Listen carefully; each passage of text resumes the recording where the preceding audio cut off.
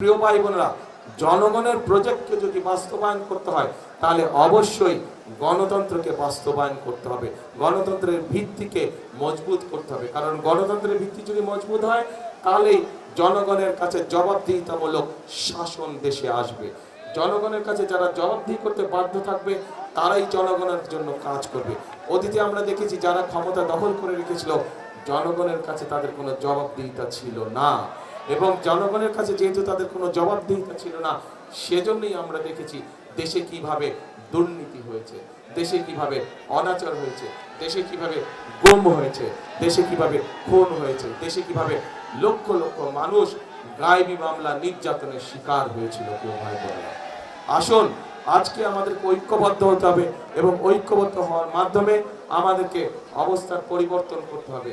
অবস্থার পরিবর্তনের অর্থ যে কোনো মূল্যে গণতন্ত্রকে সুসংহত করা, গণতন্ত্রের ঝান্ডাকে উপরে তুলে ধরা, কোনোভাবেই গণতন্ত্রের ঝান্ডা যাতে নেমে যেতে না পারে এ ব্যাপারে আমাদেরকে সতর্ক দৃষ্টি রাখতে হবে। প্রিয় ভাই বোনেরা, আমরা শান্তিতে বিশ্বাস করি, কারণ শান্তিতে এই জন্য আমরা বিশ্বাস করি, শান্তি থাকলে আমি যে কথাগুলো আপনাদের সামনে বললাম সেই কাজগুলো আমরা বাস্তবায়ন করতে চাবো।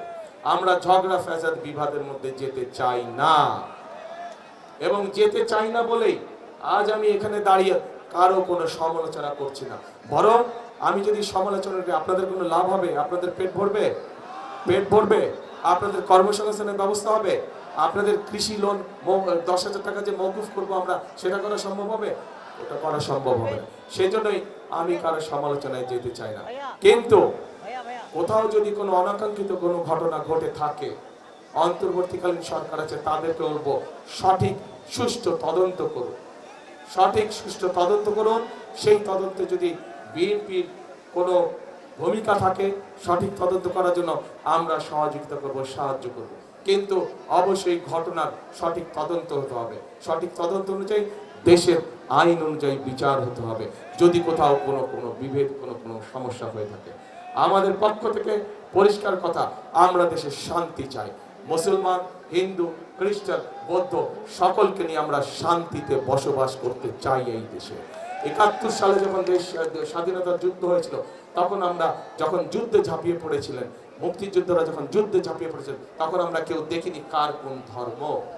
2024 সালের 5ই আগস্ট যখন দেশের মানুষ রাজপথে নেমে এসেছিল স্বৈরাচারকে বিদায় করার জন্য, তখনও আমরা কেউ দেখিনি কার ধর্ম কোনটা, কে মুসলমান, কে হিন্দু, কে বৌদ্ধ, কে খ্রিস্টান। কাজে আজ দেশ গড়ার সময় আছে, আজ গণতন্ত্রকে রক্ষা করার সময় এসেছে। আজ আমরা ধর্ম দেখতে চাই না, আমরা দেখব ভোটার, আমরা দেখব মানুষ, আমরা দেখব সে বাংলাদেশি। তার সবচেয়ে বড় পরিচয় সে বাংলাদেশি, তার সবচেয়ে বড় পরিচয় সে গণতন্ত্রে বিশ্বাসী, শান্তিতে বিশ্বাসী। যারাই গণতন্ত্রে বিশ্বাসী, যারাই শান্তিতে বিশ্বাসী, আমরা তাদের সাথে আছি, আমরা তাদেরকে আমাদের সাথে রাখতে চাই। প্রিয় ভাই বোনেরা, প্রিয় ভাই বোনেরা, বিগত 16 বছর আমরা কয়েকটি তথাকথিত নির্বাচন দেখেছি, নিশিরাতের নির্বাচন দেখেছি, আমিডামি নির্বাচন দেখেছি, গায়েবী নির্বাচন দেখেছি। দেশের মানুষ ভোট দিতে পেরেছিলেন আপনারা? পারেননি আপনারা ভোট দিতে। তারা চলে গেছে যারা ভোটের অধিকার কেড়ে নিয়েছিল। কিন্তু আরেকটি মহল ষড়যন্ত্র শুরু করছে, ভেতরে ভেতরে ষড়যন্ত্র করছে কিভাবে এই নির্বাচনকে ক্ষতিগ্রস্ত করা যায়, কিভাবে বাধাগ্রস্ত করা যায়। আজ এখানে হাজার লক্ষ মানুষ যারা আপনারা উপস্থিত হয়েছেন, আপনারা সহ আপনারা যত মানুষের সাথে দেখাবে প্রত্যেককে বলবেন যে আগামী 12 তারিখে নির্বাচন যাতে কেউ বানচাল করতে না পারে সেজন্য সকলকে সতর্ক থাকতে হবে, সকলকে সজাগ থাকতে হবে। প্রিয় ভাই বোনেরা, আমরা যদি জনগণ যদি 12 তারিখে সজাগ থাকে, জনগণ যদি 12 তারিখে সতর্ক থাকে, 13 তারিখ থেকে শুরু হবে জনগণের দিন ইনশাআল্লাহ। এই বাংলাদেশে 13 তারিখ থেকে হবে জনগণের দিন। জনগণের প্রত্যাশা, জনগণের আশা, জনগণের আকাঙ্ক্ষা যে সকল আছে সে সকল বিষয়ের কাজগুলো ধীরে ধীরে পর্যায়ক্রমিকভাবে শুরু হবে।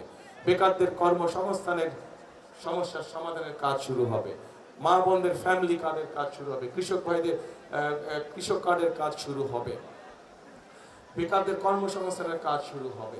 আমাদের তিস্তায় পদ্মা ব্যারাজের কাজ আমরা শুরু করব, বরাদ্দ প্রকল্পের কাজ আমরা শুরু করব, 10,000 টাকা পর্যন্ত কৃষি লোন মওকুফের কাজ আমরা শুরু করব। এই কাজগুলো হচ্ছে জনগণের কাজ, এবং এই কাজগুলো ইনশাল্লাহ 12 তারিখে ধানের শীষ জয়যুক্ত হলে পরে ইনশাল্লাহ 13 তারিখ থেকে শুরু হবে জনগণের জয়যাত্রা। সেজন্যই প্রিয় ভাই বোনেরা, সবসময় আমি একটি কথা বলি, শহীদ জিয়া দেশ গড়েছেন, দেশনেত্রী খালেদা জিয়া দেশ গড়েছেন, এখন আমাদের সকলের পালা দেশ গড়া। কারণ এই দেশই হচ্ছে আমাদের প্রথম এবং এই দেশই হচ্ছে আমাদের শেষ ঠিকানা। সেজন্যই আমি একটি কথা বলি, সবসময় একটি কথা বলি, কথাটি আপনারাও জানেন, আমার সাথে দয়া করে কথাটা বলবেন। করব কাজ, সবার আগে বাংলাদেশ।